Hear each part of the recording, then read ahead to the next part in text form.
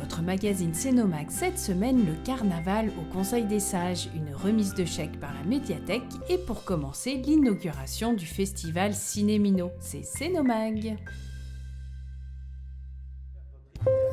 16e édition du festival Jeune Public Cinémino. Samedi 11 février, le cinéma La Turbine à Crangevrier, ville déléguée d'Annecy, recevait l'inauguration de ce très célèbre festival.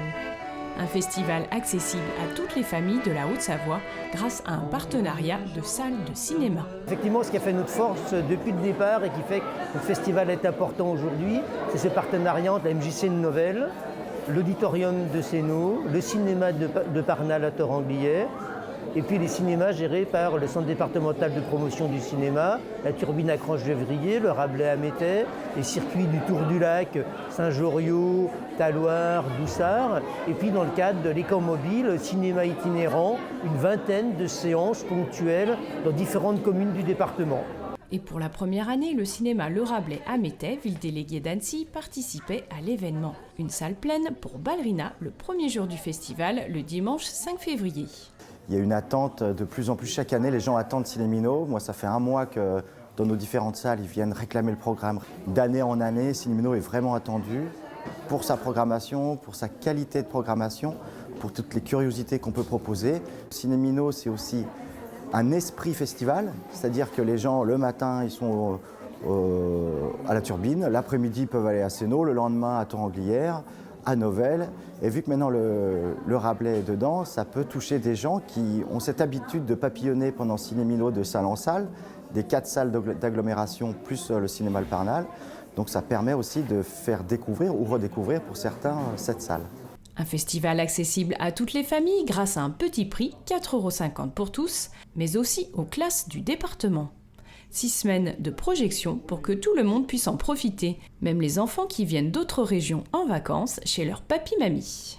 On commence toujours avant les vacances pour que les enseignants puissent venir avec leur classe et puis on termine après les vacances pour que les enseignants puissent encore venir avec les classes.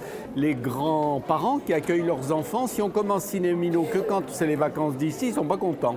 Donc avec le temps, on a appris l'expérience, donc on commence avant et on fait des séances. La séance de ce samedi 11 février était précédée de discours, de contes et de musique.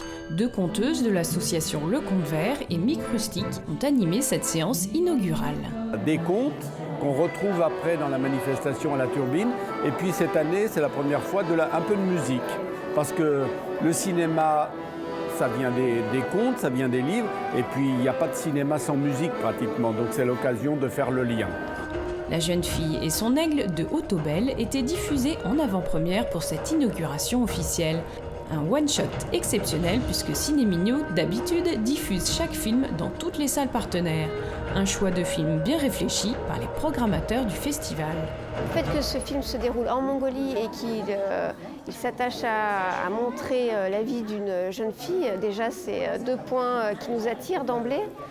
Et puis c'est aussi la lutte d'une jeune fille pour exister et surtout pratiquer une activité qui est réservée aux hommes. Donc on a ce rapport-là aussi de la femme et de la place qu'elle a dans cette société très patriarcale. C'est une belle leçon de vie, une belle image de la femme dans des contrées absolument magnifiques avec des décors époustouflants. Et puis c'est une forme aussi intéressante, c'est ce qu'on appelle le docu-fiction. Voilà, on a un côté très pédagogique et à la fois un scénario qui est haletant, qui nous prend et qu'on suit. Vous avez manqué ce film? Pas de problème, de nombreuses projections auront lieu jusqu'au 12 mars, dans un cinéma près de chez vous. Cinémino vous propose également des expositions dans vos salles de cinéma, ainsi qu'à la Turbine et au Conservatoire d'Art et d'Histoire. Des animations avec des contes, des ateliers de création, de la musique, des ciné-goûtés et des débats-rencontres avec des invités à ne pas manquer. On va accueillir Jean-Michel Bertrand, le réalisateur de La Vallée des Loups. Ça nous fait tout à fait plaisir de l'accueillir parce qu'il était déjà venu avec le film Vertige. Son film n'était pas du tout sorti dans les grands cinémas. Donc là, comme cette fois, il joue dans la cour des grands. Quand je l'ai appelé, il a dit naturellement, je vais venir. C'est un documentaire, beaucoup parlé, avec beaucoup de bien, y compris les professionnels du cinéma qui d'habitude, des fois sur les films un peu animaliers, sont des fois réservés. Il y a l'Odenbach qui doit venir, il y a l'animateur Grégory Bossard qui fait les marionnettes du célèbre film Ma vie de courgette, qui est au César, comme La jeune fille sans main. Et il y a encore d'autres invités. Il y a les frères Guillaume avec le film Rêve d'or. Eux aussi étaient déjà venus. Donc on retrouve comme ça maintenant d'année en année des réalisateurs ou des réalisatrices ou des professionnels d'un film ou deux films qui étaient déjà venus et qui reviennent maintenant parce que si la première fois on les a un peu tirés par la manche, maintenant ils ont repéré que c'est un joli moment et un beau temps de cinéma. Vous n'avez pas tout noté, pas de souci, le programme du festival est très clair. Vous pouvez le trouver dans toutes les salles de cinéma ou sur internet festivalcinemino.org. Alors que vous ayez des enfants, des petits-enfants ou une âme d'enfant, ne manquez pas ce bel événement cinéma jeune public.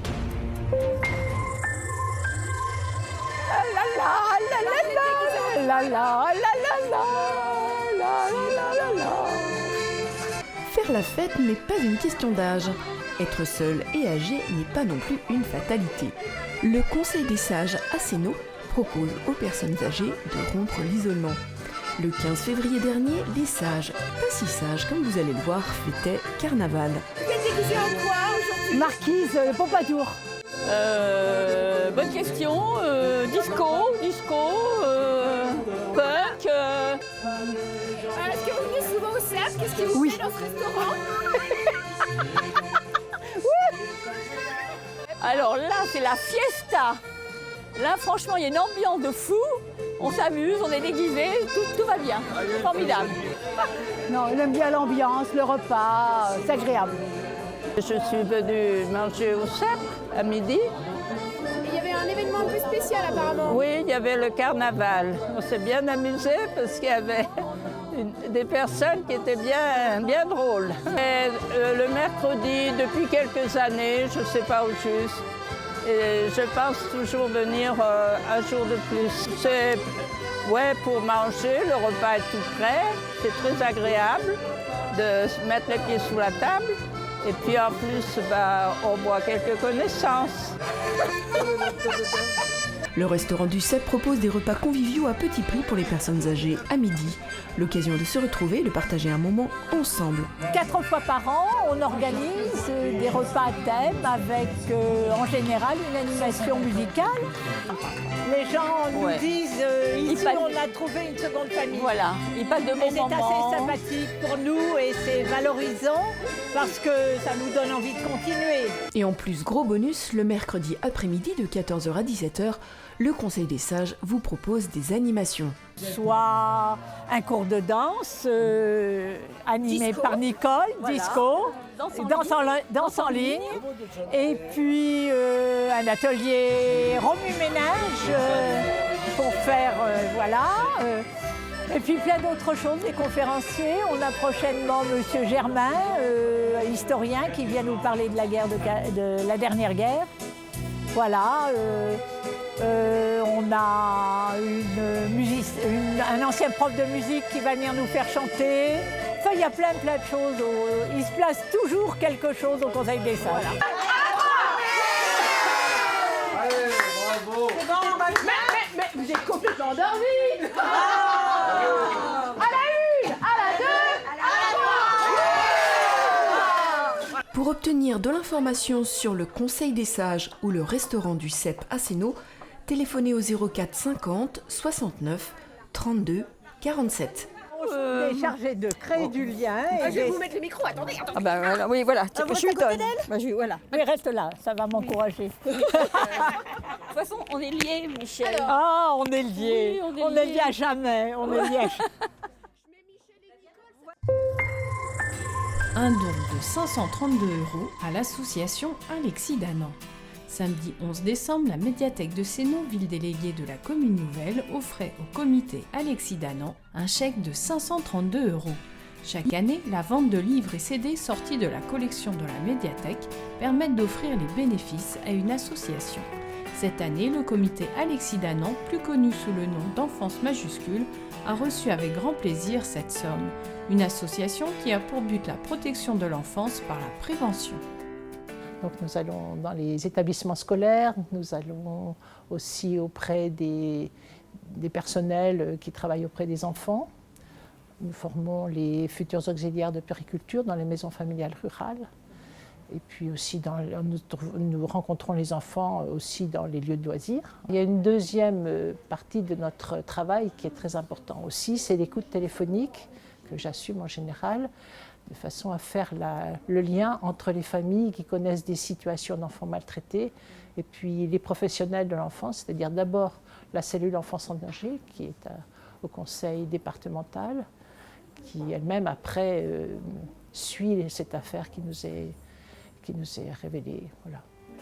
Cette association interviendra auprès des élèves sénodiens à la médiathèque du 7 au 31 mars. Sénomag reviendra plus en détail sur cette association le mois prochain. Suite à la remise de chèques, une animation lecture de contes en langue des signes a eu lieu en salle d'animation. Une première pour Marie-Laure et Marie qui ont signé des contes lus par les bibliothécaires. Le 1er mars venait un après-midi-jeu pour petits et grands ou le samedi 11 mars pour un atelier Book Trailer, c'est-à-dire la création d'une bande-annonce de livres en vidéo. Votre médiathèque regorge d'idées, profitez-en.